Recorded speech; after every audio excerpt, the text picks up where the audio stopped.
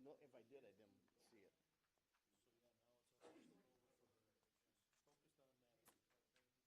Oh, that's, she's going there for,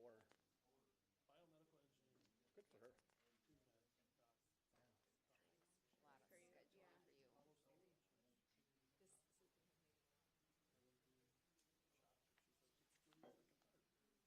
Yeah, and a lot of, and it's okay to change direction, do it as early as you can.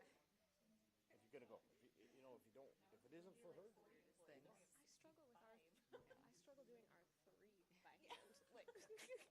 Like, well, there's only three, so like at some points all three need off on the same mic, and I'm like, that's Eloise.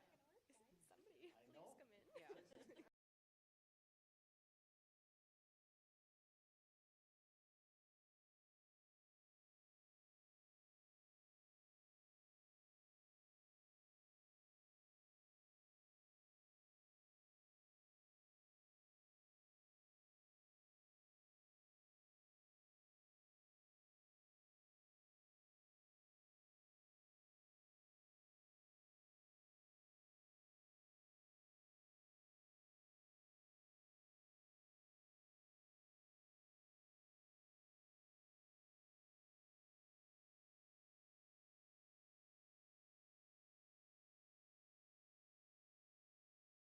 Calling the meeting to order, and then we'll get started, and we'll do the process of election of a chair, election of vice chair, and then we'll turn it over to those people to run the meeting.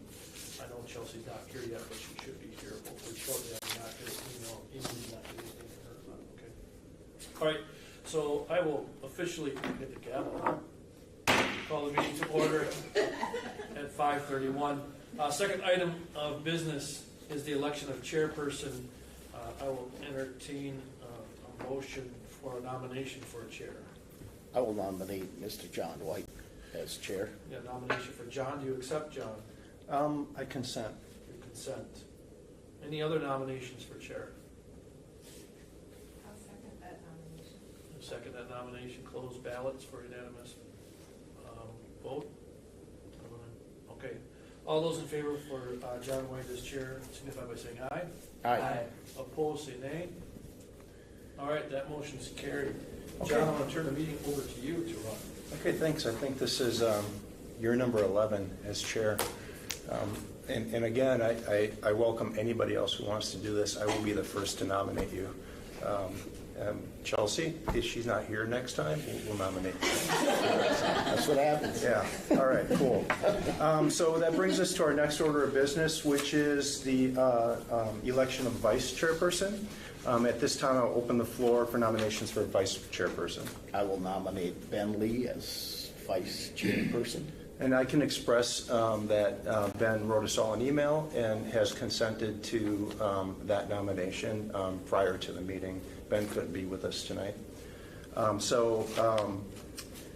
do have the nomination of the consent. Are there any further nominations? Okay, seeing none, let's continue on.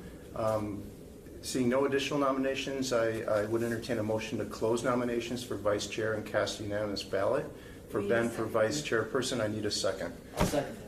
Thank you. What I just said. So I move to close nominations and cast a unanimous ballot for Ben Lee. We have the second. All those in favor? Aye. Aye. Opposed? Congratulations to Ben Lee, who is not here. He will serve as vice chair again. All right. On with the real business of item number 4, approval of minutes from May 8th, 2024. I would entertain a motion. I move to approve the minutes. I'll second. Okay, I have a first and a second. All in favor? Aye. Aye. Opposed? That motion carries. At this point, does anybody on the committee have a conflict of interest to report based on today's agenda? Thank you. At this point, we have a public comment period. Does anybody from the public want to speak? All right. We are moving right along. We are skipping item number 7 due to unfortunate circumstances. We'll probably bring that back possibly next month. So let's go right on to item number 8, and that is a special event request at Wildwood Zoo and Vandahay Waters. And we have a couple of special guests. This will be presented by Brandon and Derek Taylor from KLM Entertainment. Hello, welcome. I guess I want to first make sure, did everyone pick up a packet? We did. Because it's very important of what we have packed into this one. Okay. So we're going to start off talking about Vandahay Waters. We have done multiple pool events at the old Pepco pool. There was never any issues that arise, and when we've tried to reach out to the current manager, she doesn't respond to our emails or phone calls when we have reached out asking, can we proceed with our envision of providing free community-based events. And by free, obviously the park will get paid for it. All the proceeds come from local businesses. We would like to be able to restart our free pool event again. I have reached out to the Wausau area for their pool, asking like, do you guys have any concerns? Because I know they also have a DJ at their pool as well. And they have also stated to me that they've had no issues. And we just would like to bring some like the bigger city activities into small town Marshfield. Okay. And this is a DJ type of event, correct? Yeah, so Okay. like we play our music, obviously to appropriate levels. We don't want to oversight the lifeguards by any means. Yeah, and it's not going to exceed any volume of normal Safety. pool activities. Yeah, nothing that you would be able to hear, whistle, or anything like that. Like any concern risen by or given a rise by a lifeguard on duty, for instance. Like there was never any issues in the past. We even always have talked to the lifeguards, being like, all right, can we just do a sound check to get a good volume level set, and then we'll go from there. In the past, we've had no issues with any kids or anyone possibly doing anything out of the ordinary that a DJ would impact, honestly, at a pool. I mean, it's just music at a pool. That's all. Truthfully speaking. Questions from the committee about this discussion? Go ahead. So this would be, when you're talking about a free pool event. Sure. It would be a day where people don't pay to go to the pool, is that what? So what we've done with Hefco Pool was the staff would tally up. So like I believe there's 4 organized, whatever the categories are. I know there's like residential, non-residential, then you have age groups. So, okay, 6. But what they would do is they would tally up whichever one the person fell under, and at the end we would write a check within 2 to 3 business days right back to Hefco or to Parks and Rec. Okay. The proceeds were once again raised by local businesses that share the same relation with trying to grow Marshfield. And do you already have commitments from businesses Oh, yeah. that they would pay? Oh yeah. We run sponsorships all the time. Or like we go to businesses and ask for sponsorships, I guess. Okay, so when you go around to these different pools, I'm hearing from you, the purpose is just to give more access to pools? Is that what it is? Trying to give, because it might be, okay, so the pool use really isn't that much money, right?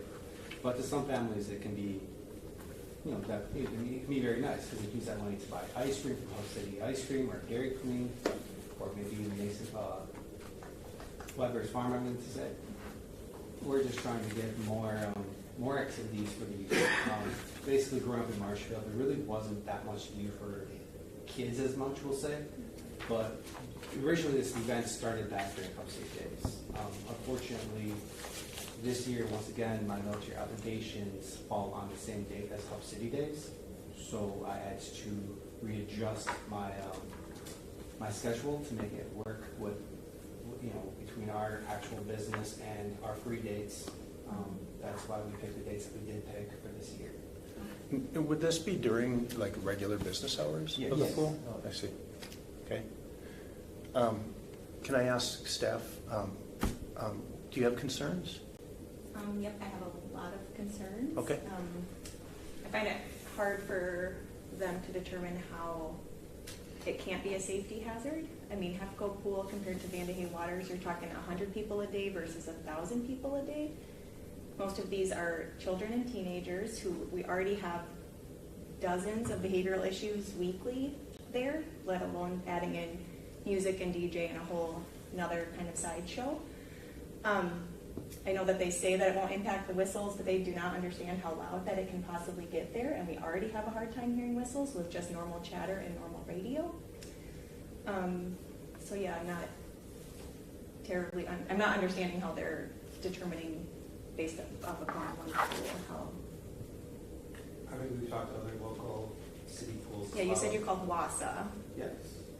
And they discussed how they prevent any Yep, so issues. that's one facility. I had it in my docket to talk to members as well, but So you Was called that, one. which Wausau pool was that? Was it one of the larger ones, or was yeah, it the? it was the larger one. Okay, They have 3 small ones. They Yeah. have 3 about half the size of ours. Right. So instead of building one large one, they split 3 small ones. Mhm. So they did it a And little then, different. and I'm not sure how far sponsorship goes. It's not totally about the money, but if you're talking $1 or $2 for Hefco Pool for 100 kids or people, now it's $6 a person for Van Waters times 1,000 people. I mean, I don't know what kind of commitments that you're getting, but I would not like to lose money on this. That's part of it, but my main thing is the safety concern, and I'm fully responsible for everything that happens there, so I don't feel like this should be anybody's decision except for Park and Rec. okay. Safety, I mean, for safety, when you're considering safety of patrons, parents, kids, I mean, we have stuff every day. We blow the whistle 20 times a day. So, Yeah. Would there be a max amount of people allowed? Well, yeah. So it's whatever the pool capacity is, right? We're not trying to break any rules by any obviously every facility, even buildings, have a occupancy capacity. Obviously, we would just hold the gates until either people leave or, you know, Well, would you do that, or would the pool staff it do would be that? the pool staff. Because it's no different, ultimately, when we pay the bill, it is no different than anyone else coming to the pool. The only difference except is, for we have to still pay our employees to then, but they're still getting paid. So all I'm saying is, it's no different if we have our events and we're paying versus if they're paying. The people are still going to come to the pool, you're right? saying that, but then you're also adding in a humongous factor in a safety issue for 20 teenagers to tolerate and work through in their busy day. Hefco Pool had 2 or 3 lifeguards on staff at a time, and it had this big of a pool. I mean, you're talking to Van Waters, you guys. We've had enough safety issues there. I don't understand why this is even being discussed. I mean, this is a very difficult discussion for me to have, because it doesn't make any sense to me why we would put the safety of our patrons at risk for something like this. Yeah, and I think, you know, and I will say, you know, as a committee, in my responsibility is to, you know, listen to the recommendation of the staff who, in this particular circumstance, is the expert, you know, at the facility and the manager of the facility, and safety is first. Yeah. So I have a hard time, you know, I like the idea, but I have a hard time with that kind of pushback Right. from the operator of the pool. And we can agree to dismiss the use of the pool. Like, it's not super vital, I guess, to what we want to try Okay. and do. It was just a factor of what we've done in the past, that's all. But also, when you look at Wisconsin Dells, we'll say that, Mount Olympus, they have a DJ at their wave pool, which I would say is probably more, I'm assuming wave pool is probably what we would all agree is probably more dangerous than a normal pool because of the waves, you know, people can't always touch as easily. But they also have DJs at their pool as well. So I we can understand. take on the liability and insurance level of Mount Olympus, and then we can go with, I mean, it's not the same That's a thing. lot different scale, but, It's not the same thing. yeah, I mean, in this case, I have to listen to staff. Are there other questions about this? Go ahead. So is the safety issue the sound? Is that the big safety issue? Because it's not Then the you have people. kids dancing where it's slippery and wet. and Oh, then they're- this is a whole and then they're- dance I mean, party. They don't have to It's a dance. DJ, right? so- But I mean, okay, so at Hefco, the kids never danced. They stayed in the pool, they just listened to music. It's no different than listening to music off your guys' PA system if you guys utilize So then I that. don't understand why we would factor in anything different than we normally do. Once again, it's our way to give back to our community members. And it's a nice gesture, but it's not your facility. Well, it's community members' facility, correct? Yes. So, if If sound is a problem, You can take away the music and you can still do our event that way.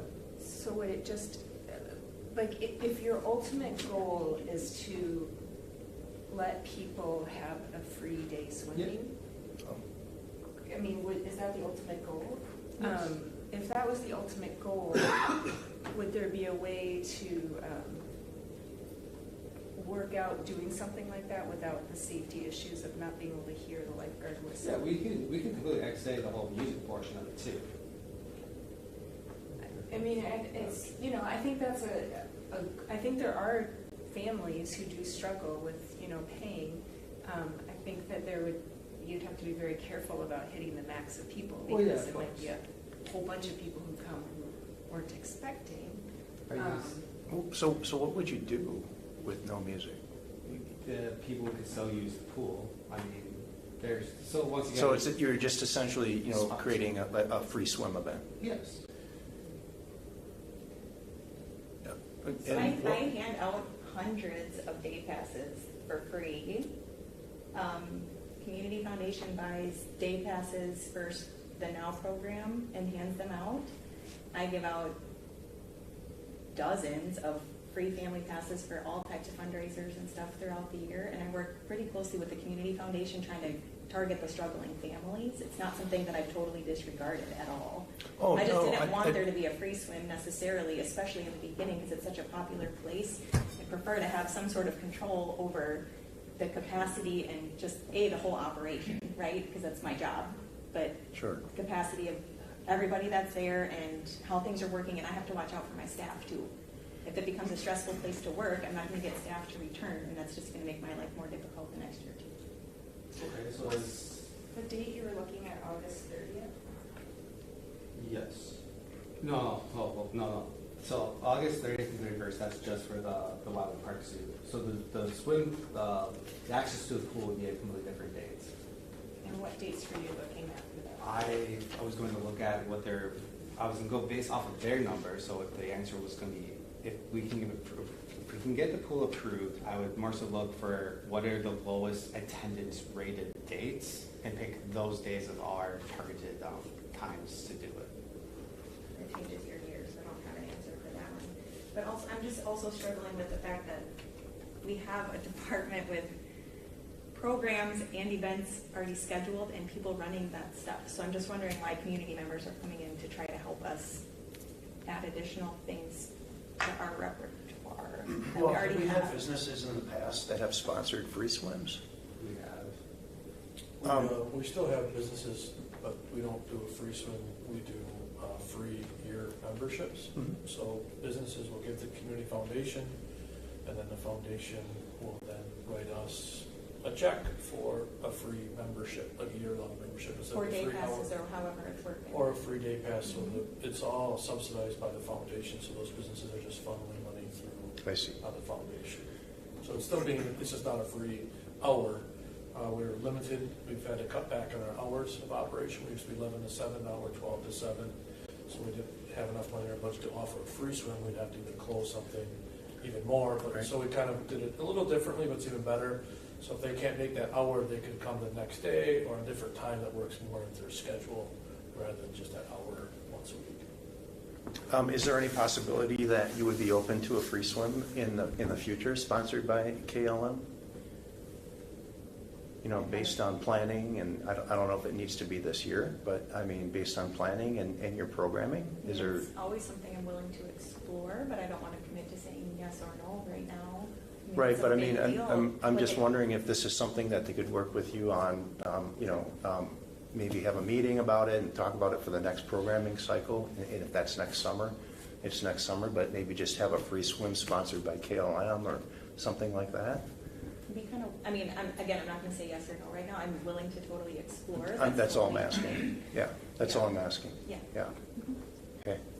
I would recommend that if we did something like that, that, and I know this sounds, but I think it would be helpful that if you had money up front, that you said, we have this much money that we can pay, so that there's not that fear that the pool has suddenly lost a whole bunch of money that day. You know, so if you can show like, hey, we have this much money for the passes for this event for the day. So the businesses pay up front. Then, you know, whether it's, I don't know how that would work, but I think it might. You'll end up with a 95-degree day, I swear. That's what's going to Well, or happen. the other thing is you're gonna end up with a 60-degree day, and now you've just shot all my plans down too, because then I have to readjust everything for my summer to have another free swim. Do you know what I mean? Yeah, but I mean, Like, I think you have it's to bang like, on the weather. you can't, but again, I mean, I think they could, you know, you guys could discuss that and maybe pick the best time of the year where a 60-degree day isn't, you know, maybe as possible. Probably not in early June. Of course. Yeah. But I do love the idea of saying, you know, if businesses and things are willing to sponsor, I do love that I agree. idea of Yeah. saying, this is a day where the whole community, regardless of your income level, can come and Yeah. swim. I- But I understand that there's logistics and there's things that would need to be ironed out to Yeah. make sure it's smooth. Yeah, totally understand that, but I think, you know, maybe let's just keep an open mind and see if something can be worked out in the Yeah, future. you mentioned Yep. they had events at the previous pool. Were there issues with those specific events that you You're knew talking about? Hefco compared to Vandy. Right, no, I know, but I during don't know, those- because I never worked at Hefco, Okay, but gotcha.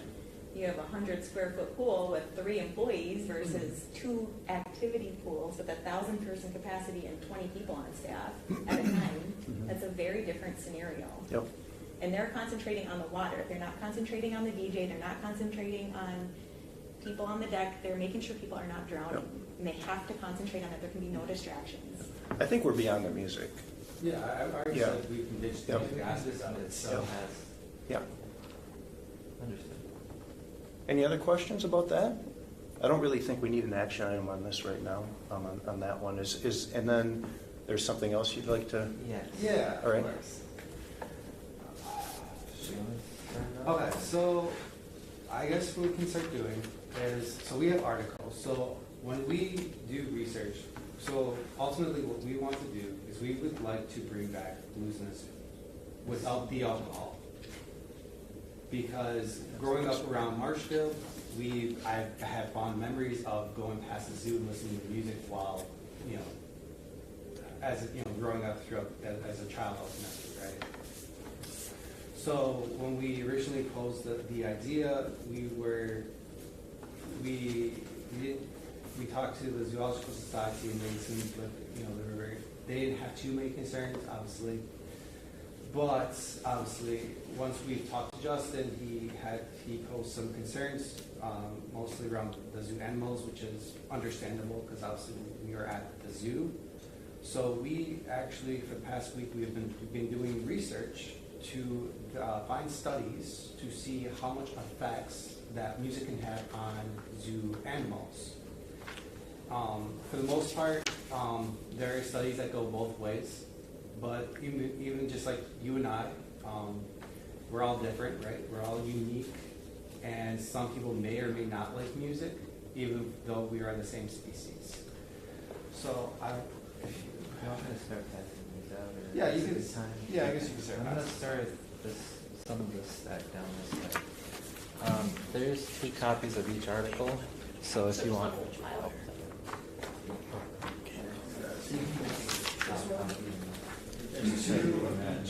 Move it out down. There's copies. But if you guys want to go through them, these are all of our articles that we have gathered to be able to, I guess, state our side of what we would like to accomplish. And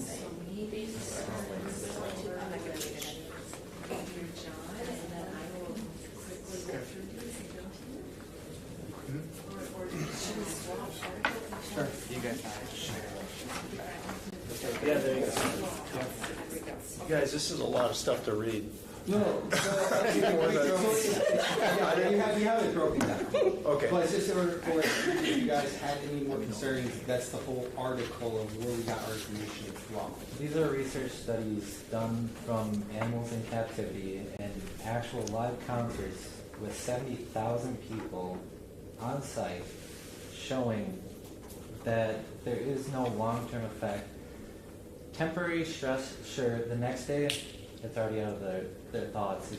It's going to move on. Like, I mean, much like the Winter Wonderland lights, that's a whole entire month, every single night of it going on. Ours is just a 2-night thing. The first night being a kids movie inside of the zoo. Zootopia is what it is, and we kind of thought it was a fun theme to have a zoo-themed movie inside of a zoo. So that was part of our agenda with our event. The second night was going to be like the DJ live concert for kids, essentially. It's a big setup. As far as what it is just, again, it's youth related and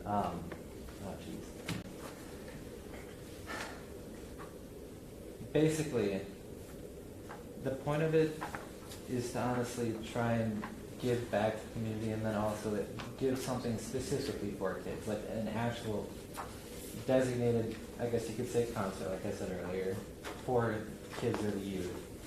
Now, we have already done this event for the past 7 years, and we've had no issues at our events. We've always ran security, and this year we've even talked to the Marshfield Police Department and RSOs. Where was that held? Our other events were typically held throughout Marshfield, in various parking lots, or even we had it here one year. Sure. Yeah, so talking to the Zoological Society, they requested, or they reached out to us all different levels, or I guess bulletin points, we'll say. One of which were having security, so we agreed to use RSOs, so the school resource officer, mostly because the officers know your troubled kids, right? We don't want kids to do anything that they shouldn't be doing, but ultimately, if with or without our event, if a kid's going to do something that they shouldn't be doing, they're going to do it irregardless. I do know that one of our discussions with Justin, he had concerns of kids jumping over the pens into the exhibits, which is obviously very dangerous. But by having our own security teams there and having RSOs, I would hope that the police resource officer would know, like, hey, this kid is not the brightest around, so let's not allow him into this type of events. But we were encouraged to bring in food trucks, which I do have food trucks on the standby ultimately. What we plan to do with the food trucks is we want a portion of their proceeds to be directly donated to the Zoological Society to help offset any expenses from the zoo aspect of things. And not only that, it's also just to help fundraise for the zoo. I mean, obviously we all want to see exhibits get better with more funds, essentially, with more to play with, essentially. So tying it in as a collaboration with the community, zoo grounds, we just wanted to incorporate themes, I guess, in the sense of that. One with the movie, kids movie. And then in that packet that I had you guys pick up before the meeting, on the other pages, there are other zoos that have live concerts inside their zoo. And so I basically have called the Chicago Zoo, the Milwaukee Zoo, and the Madison Zoo, and talking to them about the logistics of what they have done to ensure, obviously, like animal safety and welfare and well-being. And that's where we got some of the information for researching. Some zoos do use music as a therapeutic way for the animals to grow. They didn't give me a specific on which animals they used it on, but I do think that opens up the doorway of some animals, as I said before, do like music. For example, I do know wolves and dogs are very, very similar. I do know there's differences in between the two, but my dogs, when I listen to music, they howl and they bark to the music. So they themselves like music.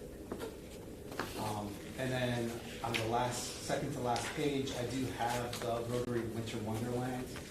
I do know the feelings between Parks and Rec versus the Rotary, where they don't root or they don't wish it was a thing.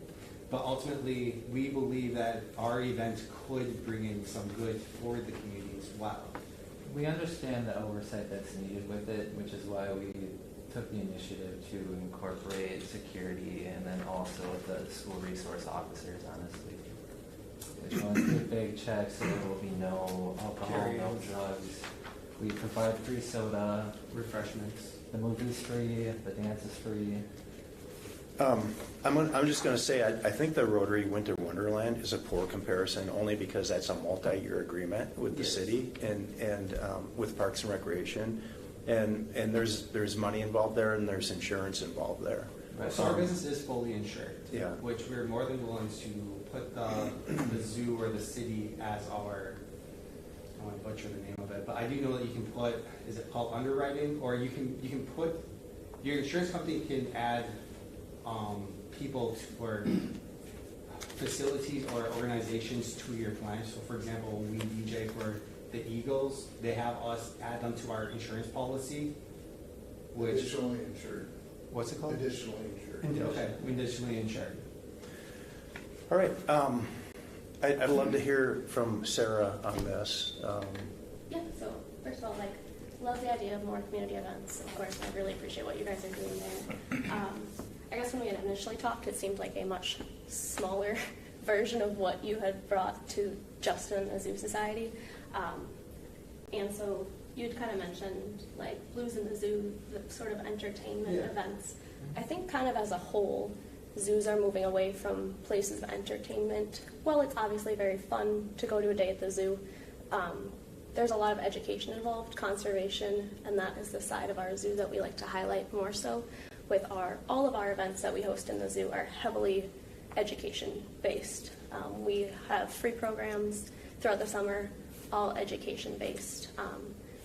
And part of that is to decrease the stress to the animals.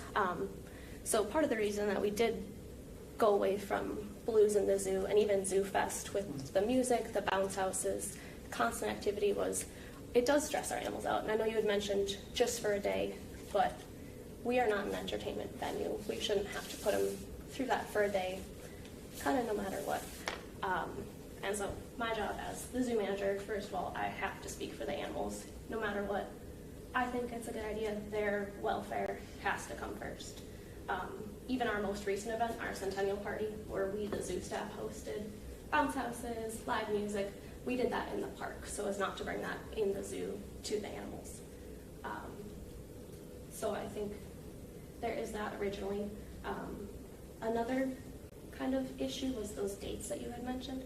So part of the reason why I'd encourage you to go talk to Justin and the office staff was I don't have anything to do really with booking at Wildwood Station, and that those dates are the fall cross-country run, so it is packed. And it's going to be impossible to run security. There are people running in and out of there. There's also a wedding at Wildwood Station that weekend. So in terms of parking and bringing more people into that area, I don't know if logistically it's going to be a great plan, specifically that weekend. I really appreciate like the security and volunteers. However, when there's animals involved, we have to be the ones that are responsible for them and monitoring that stress and their safety, so we can't necessarily put that into somebody else's hands. The bigger zoos that you'd mentioned, so was it Milwaukee, Chicago? Amphitheaters. Yeah. So you're looking at a stages. way different scale. Yeah. I'm the only full-time zoo staff member that we have. Those zoos have hundreds of trained animal professionals, trained security, trained like event coordinators, and so I don't necessarily know if that like More space where you can yeah. space out the music. Those, and yeah. I think and they have amphitheaters and stages. Yeah, specifically designed for that. They're in spaces maybe a little bit more removed from the animals versus at our zoo, we're pretty central. Everything is going to be happening right in front of them. And then, well, you mentioned music can be great enrichment. Totally is. We've used it before. We use it as sensory enrichment, but it is one of those things that does have to be monitored. So some of our animals have negative reactions, instant removal of that stressor. Some of them do enjoy it, and we can kind of play with that a little bit more, but we're not going to force it upon them. And kind of like John had alluded to, I don't think Rotary is a fair comparison in any aspect to compare to this event. So I do like the idea of like a movie, something maybe a little bit calmer over in the park. They could come into the zoo. That's like where my head goes. First of all, I mean, I just want to say, I think that this is awesome, that you're bringing this forward. I think these are things that you're trying to do good for your community to improve the quality of life in your community, so I think that's awesome. I don't think it's an appropriate venue inside the zoo, but we have great facilities in the city where you can pull this off. I mean, the Wildwood Station is a perfect spot for something like that. You could set up screens for the movie outside, right outside that area. You know, it might not be able to be on the weekend that you mentioned, but we have Wenzel Family Plaza. That's a great venue, and even more so for something like this, maybe, you know, the Columbia Park, you know, with the tree setting. I think those are really cool venues, and I don't want to see you stop, you know, trying to do good things in the community because I think we need it. I think especially for the demographic that you mentioned, right? But I have a hard time, you know, with inside the zoo. Right.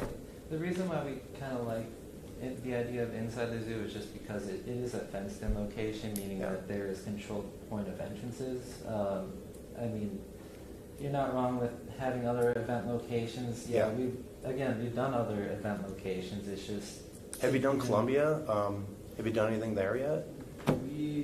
We've worked with Movies in the Park. We've done movies there in the past. Because that's a cool venue for that, and you have the stage there. You can set it up higher if you need to. So we're trying to find a venue that's more lockable or more I see. controlled. Yeah, so I see what you're saying. Ultimately, if let's say the zoo is completely off the tables, right? We would be, I guess, our second location would be more interested in using one of the baseball diamonds that have the fenced-in area to help limit like a more set control of like going in and out type thing. You can't really have people on the fields, though. They'll tear up the fields. Yeah. Normal shoes. I just wanted to So mention. I'm thinking, you know, that's something maybe we can, you know, talk to Ben about. You know, Right. You see if something like that's possible. Yeah, well, with this being a two-day event, again, another reason why we wanted like a fenced-in area with this idea of a two-day event was just because overnight then we don't even have to worry about people tampering or even trying to climb in the equipment, hurting themselves. We obviously thought about that aspect too, in that sense of when it isn't being monitored or being used, like what are the risks there? And obviously with it being fenced in, that's a little bit of a deterrent. Obviously anyone can just climb a fence. I understand that. But it's just an additional factor rather than just leaving something out and about, I guess, for someone to tamper with it. What about the I guess fairgrounds? what would be left out? Because we have other a Yeah. lot of Some of the events at the food trucks are fairgrounds. So the food trucks would lock their stuff up. But they would stay there a lot. From my understanding, On two-day events, they all leave and come back the next day. from the ones I've talked to, sound like they would just leave everything. But Okay. setting up our staging, setting up our trussing, it's an all-day project. And when we used parking lots in the past, we start typically around 9 in the morning, and typically by 3 p.m. everything is all set up. For teardown, typically our event would end at 11. We would not be leaving that parking lot until closer to like 12:30 at night. That's why we would like to be able to have a outdoor venue that we can lock it down. Sure. Keep it. I get it. Yeah. Yep, I get it. I will say that, like with food trucks, we've had them overnight at the plaza for 2-day events, and then I know with Maple Fall Fest, they keep things set up and they just have security that they hire, that it's 24/7, making sure that things are okay. So security in an open space may be an option too, 24 hours. I know that's what they do for Maple Fall Fest, just an idea. There's not a lockable, yeah, they do security. So just some other options. So I would really go ahead. Do you have like a committee? Like, do you have a? I mean, you're kind of looking at Yeah. it. It's just You us. guys are It's our business. What about your like volunteers when you would do this? Like, who would you tap for volunteers? We use Columbus, for students that are looking for hours, and then we also do offer payments, which those funds then go to their field trips. Okay. We reach out to other local schools, particularly Columbus is more. More willing to help volunteer, honestly. And when you do an event, typically, how many, like in the past, how many volunteers have you needed? On average, we use those 6 to 8 volunteers. It just varies. So Sarah, when you do an event at the zoo, and we're not really talking about in the zoo anymore, it sounds like that's off the table. How many volunteers would you normally have? Like Winter Wonderland, how many would they have normally? They probably have at least 20 a night. Manning volunteer stations, relief. Obviously, it's cold, so they have people switching in and out. When we have our Halloween event, we have at least 25. Our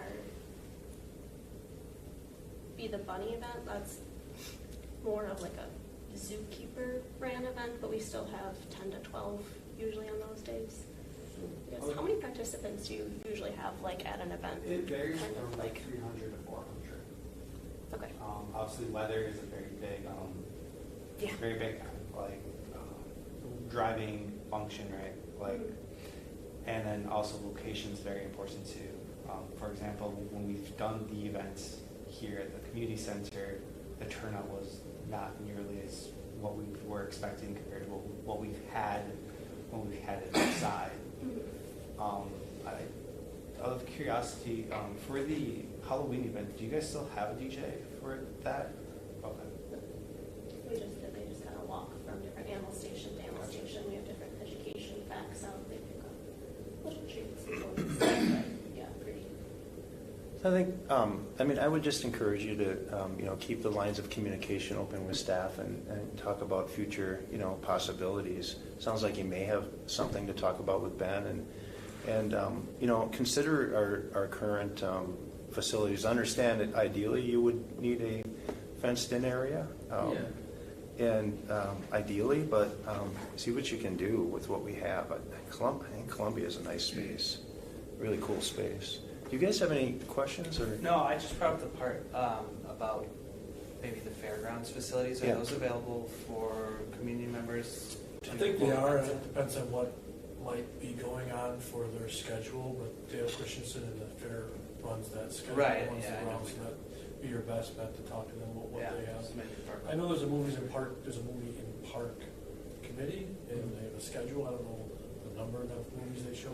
Vicky, I don't know if you know if they're still functioning. I think there's like 3 Movies in the Park Yeah. is still functioning, yes. It's under the chamber, and Young Professionals is assisting with that. Do they do them all at Columbia or what? Movies in the Park, yes, they're at Columbia, both of them, and then Main Street Marshfield is also doing a movie for Hub City Days that they're running in the plaza, but that's under Main Street Marshfield. There's one Friday. Yeah. We have a lot of community events that we already oversee. Yeah. That, I just want to throw that in there, like, Yeah. we do a lot for the community. Yeah, we It's not do like we're partner just with sitting them. here twiddling our thumbs. Yep, We do understood. partner. Understood. Go ahead.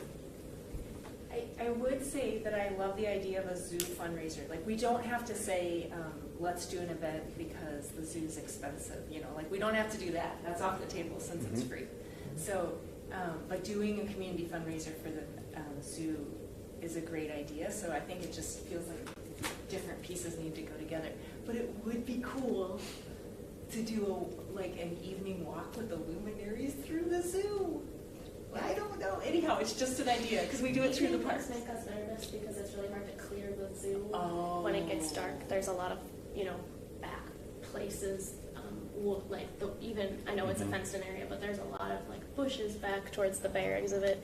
So we feel a lot more comfortable clearing people out of the zoo when it's light out and you're able to really scan the area. Yeah. And we've worked with Sarah, and Ben and I have also discussed moving it to just the luminary heights and exactly what you just said.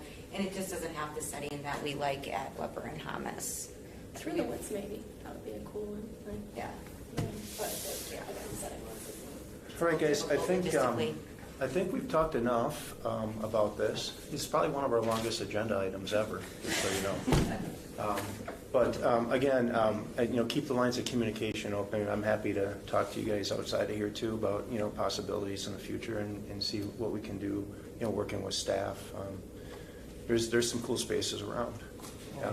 Okay. As you guys can see, we do like research. We do think of, or we try to think about every aspect, or try to think of ways to.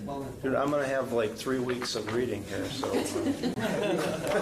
Maybe a much shorter down version. So it's a good clip notes that are based off of those bigger ones. Yeah. Obviously, we read through them and we highlight things that were more. Basically, what the studies found. I'm just gonna feed it to OpenAI and come up with a bulletin. All right. Well, thanks. Yeah. All right. I think we have to move on for now. Okay. We are going on to, and you're welcome to stay, or it's up to you. This is the fun committee. All right. So let's go on to item number 9. Right. Parks and Recreation Strategic Plan. Justin. This was introduced at the last meeting. It's just an update from the 2018 strategic plan. We update it every year, so it's like a 6 or 7 version. I took the information that was discussed at our last meeting, implemented it into the plan. It's kind of highlighted. Sorry, it's kind of dark colored, but the on-screen version is in full color. We have, under facilities, we have a couple changes. We're going to remove the assist the Central Wisconsin State Fair feasibility study, because that is now officially done, and we'll make the presentations very shortly. But we also have a request from Main Street to put outdoor fitness equipment at Veterans Park, so we're going to assist them getting that outdoor fitness equipment at Veterans Park. Moving on to the zoo, it was recommended that we somehow start thinking about creating an endowment fund for perpetual care, maintenance, and operation costs for the zoo. So that makes a lot of sense. We'll work with the foundation, the community foundation. We'll have something in place, maybe that we can just piggyback off of. Switching over to forestry, we just have continued the EAB plan at Brave Park, and I think we're in year 4, right, Ben, or year 3 or 4. We have like 2 more years left of that one. And then was recommended to seek grant opportunities. Mark, our city forester, does a great job with grant opportunities. He usually gets a grant almost every other year to go for tree planting in the parks or under roads. And then trails, it was recommended that we provide some more educational outreach about bike safety, protocol, and the best practices when you're out on the trails themselves. So today, we're just looking for more feedback or any changes to what was being recommended from our last meeting, and then we'll look for final approval at our July meeting. Next meeting. Yeah. All right. So he's incorporated what we asked him to put in last month. This is your last chance. If there's anything else you want to put in, to bring it up now, or email Justin after the meeting, and then we'll do final approval next month. All right. Any other questions about this? We're good? Okay. Hey, that gets us to reports. Let's fly through these, shall we? Starting with recreation.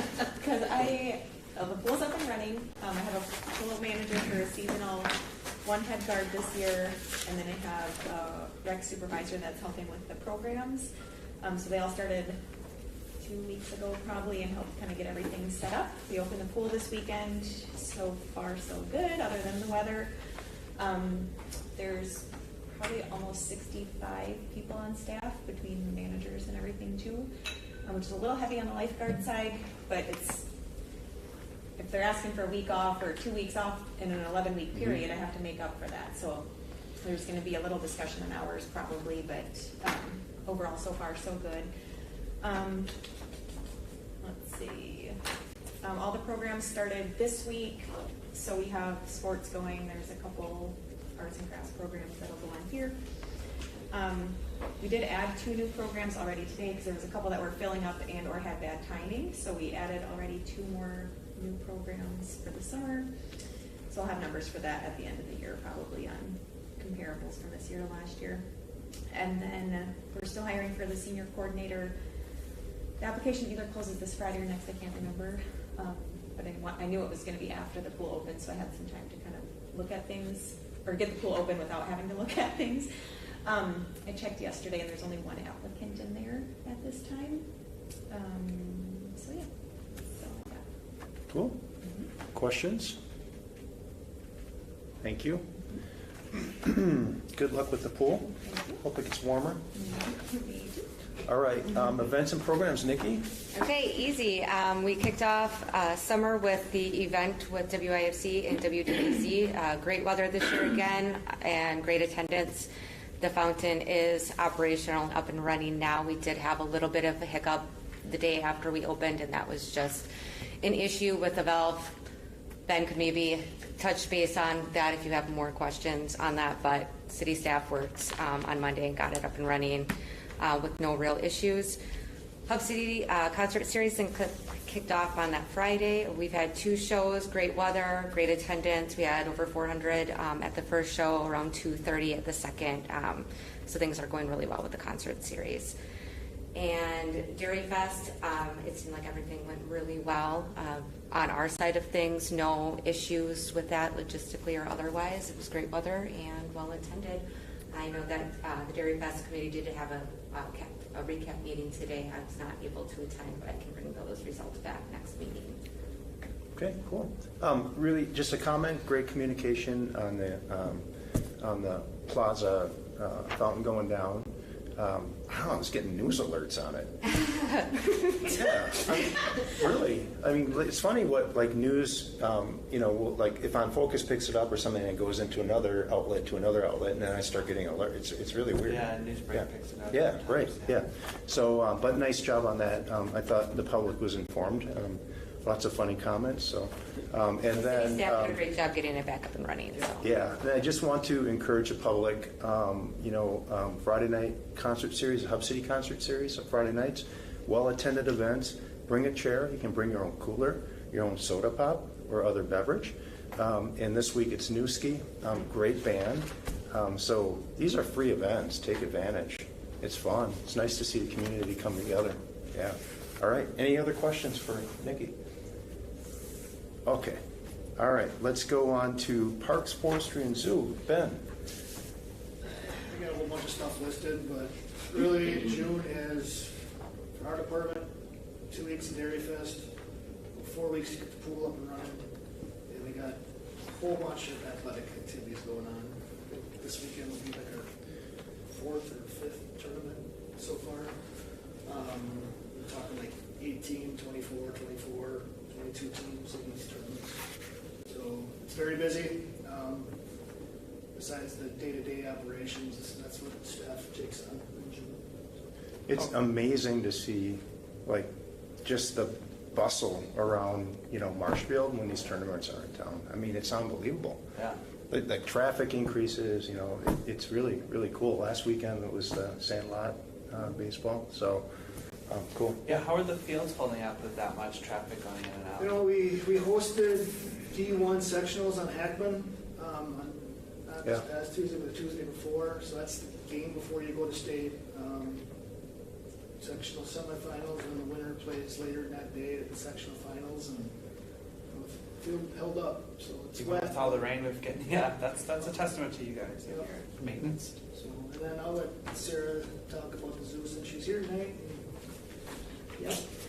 So right now we're open 7:30 to 7:30. So summer hours, full swing. We wrapped up the first part of our tour season. So our zookeepers gave over 30 tours throughout the last 3 weeks of May. Had thousands of kids there, up to 4 or 5 tours a day, so that was awesome. We're on track to have a record-breaking revenue year so far. We have more tours than we ever have before booked throughout the summer months, so we're excited to keep that going. Josh, our intern, started last week. Familiar face. He was the Park Rec Forestry Volunteer of the Year last year. Has been volunteering at the zoo for about a year now, so we made it official, and he started last week. Going for back-to-back? Yep. Well, he's paid now, so we can't. We have to find a new one. I guess speaking kind of of volunteers, we've had a skyrocketed increase in volunteering at the zoo, and we are kind of working on a new program that allows us to be a little bit less hands-on with our volunteers. So we're kind of putting that together, having them focus more on education and light maintenance capacities. Previously, they've just kind of hung out with us for an hour or two a week, but with 12 of them, that's not so much an option. We jumped right into summer, so our Wild Wednesday programs kicked off today. Those are free programs for everybody to come to. They happen every Wednesday throughout the summer. Summer camp starts next week. We already have all the slots filled, 30 out of 30, and more kids on the waiting list. So maybe looking at expanding that program in the future. So potentially new animals coming this summer, so stay tuned for that. Less soon than we thought, but porcupine. Where's that going to go? The old Kruger exhibit. Okay. So Ben's Cool. guys did a really nice job last year getting that concrete all dug out. The grass is finally established, and so kind of ready for some animals, and they should be weaned in the next 2 to 3 weeks. Oh. That'll be great. Questions? Yeah, how is staffing down by you? Because I know you mentioned when they were here that you're the only full-time staff. Is that unusual? Are we We only short-staffed? have one, in our budget, we only have one person Okay. dedicated to the zoo. We did have 2, but that was cut a number of years ago, probably 10, maybe more years ago. So we've been operating with 1 full-time, couple part-timers, and then some seasonal temporary staff. But Sarah's only the only full-time person dedicated to the zoo. It's impressive. Yeah, you do a lot of work. But we have some really good. Yeah, Ben's yeah, guys are something. really great. Ben's good at getting us help when we need it, and then our seasonals are incredible. So very lucky. Go ahead, Chris. And Sarah, I was just going to ask, so you said that volunteer involvement was up. What do you think, what caused that? What was successful for you guys? Was it a drive to do that, or you got education, or what do you think that was? Yeah, I'm not really sure. We've had more interest this year. A lot of it is students, so I'm not sure if they changed their volunteer program. But we have a lot of like high school students. Every year we get 1 or 2 more just returning volunteers, and so this year it just kind of exploded out of the bat. I don't know if it's our increased like presence through social media, sharing different things that we have going on, and people are taking notice of that. The volunteers are a good resource, and if you're engaging them with education, wherever that is, to keep them Yeah. involved. Yep, And and that's that's a what great we're kind thing of- back-to-back years, Yeah. or Pass it on to the next generation. Yeah, exactly. The Great kind way to, of yeah. downfall is once they realize that they don't necessarily get to do animal care, Yeah. then we kind of lose them. So we get them trained in and then we lose them. So, Okay. but we're Good working enough. on a different program. But Thank you. Thanks, Sarah. One quick mention, Ben, for you and your crew, and Mark and his crew, and good job on the storm cleanup. Yeah, we're still Lot of working on stuff. it. Lot of stuff. There was a lot of stuff down. You'll see, there's still piles down. Yeah. The grounds are. I know you're working on it, but that's a lot of work, and it's on plan to work. Right. All right. Yeah, on the cemetery. Amy? Okay, we had 13 burials in May. Started marking out a lot of headstones for Marshfield Monument. The annual school tours were canceled the Friday before Memorial Day due to the weather. It was just a washout, so they canceled that. Let's see, Memorial Day ceremony took place on Monday, May 27th, and that was well attended. Mowing operations are in full swing. There's been a lot of standing water in the cemetery, so a lot of pumping out of water, things like that. And it got a little long there prior to Memorial Day, but the guys did a really good job and had it all cleaned up before the ceremony, and they're keeping up now. It's dried out a little bit, so all going well. Okay, questions for Amy? Is there a map for cemetery tours of like famous Marshfield people? I think it's going to be pretty short. I mean, the one for the Sorry, that's the way you're.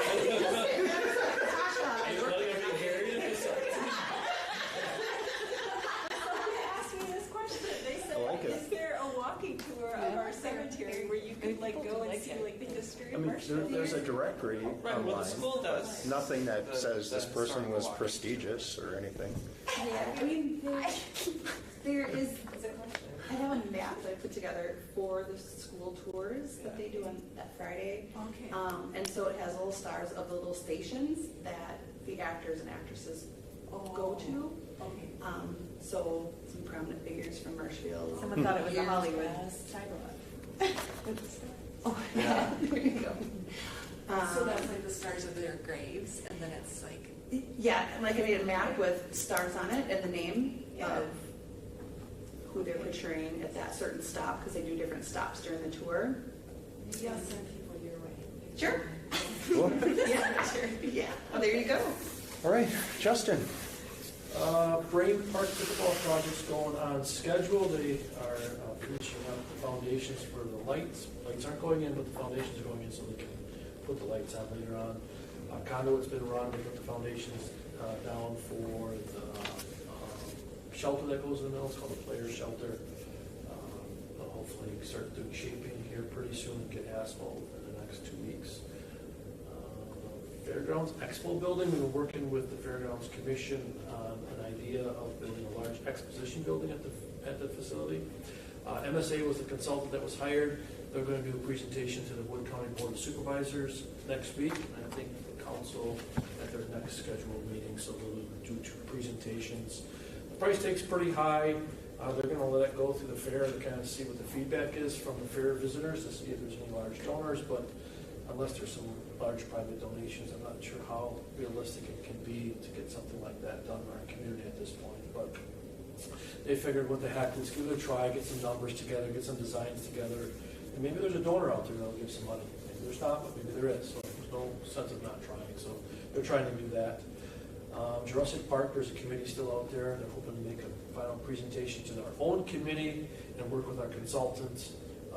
All those fees are being paid for by Nelson Jameson, making a sizable donation for that. The idea is to move those statues from Clyde and Nancy's location to the Wildwood Park. Wenzel restrooms are out to bid. They should be wrapped up today. Bozeman should get us a number probably this week, probably tomorrow. I'll be connecting with them. Joe was out today on a family emergency, so he wasn't available. Round barn painting is going to be starting soon. We went out to bid and got 3 proposals. We got one company out of Needlesville that's going to paint the barn red, and those monies are from the grant I received a couple years ago for replacement of the round barn windows, but we were able to use those monies for painting of the round barn. Just want to acknowledge a couple things that happened recently that were super positive, and that is Mark, our forester, went to Spencer to do a presentation on forestry and walked their school forest. The teacher there was so happy and impressed with Mark's presentation. She wrote a nice email. We kind of promoted that today through our communications department with Mark's good job over at Spencer. And then Dan Umhafer is a local volunteer who helps our department quite a bit eradicate invasive species, whether it's through the trails or Weber or Hamas or almost every park. And he won a DNR Invader Crusader Award. I don't know how many applicants they get, probably like 30, and I think they offered 13 this year. We applied for him or nominated for him. Frank Rogowski is another volunteer who coordinated all of it, and we assisted as a department. And last week we went down to Nacita to be there and be present as he won his award. So you probably saw a news release recently of that. So those are pretty positive things that are taking place in our community. We do have a number of volunteers out in our community, just either pulling garlic mustard, doing things with buckthorn, or picking up litter, or doing service projects. So it takes a lot to kind of coordinate all those volunteers. So two people just got recognized this week for their efforts in the community. So I want to thank them for their good job. Really cool. Thanks, Mark and Dan. Well deserved. Dan Umhafer. Sorry I couldn't be at that presentation, but that's awesome. Well deserved. You won't believe the amount of hours. It's unreal. All right. Anything from the Parks, Recreation, and Forestry Committee for future agenda items? All right. You guys think of something? You know what to do. Email it over, please. All right. Next meeting is scheduled 5:30 p.m. Wednesday, July 10th. Let us know if you can't make it. At this point, seeing no further agenda items, we are adjourned. Thanks, guys. Thank you.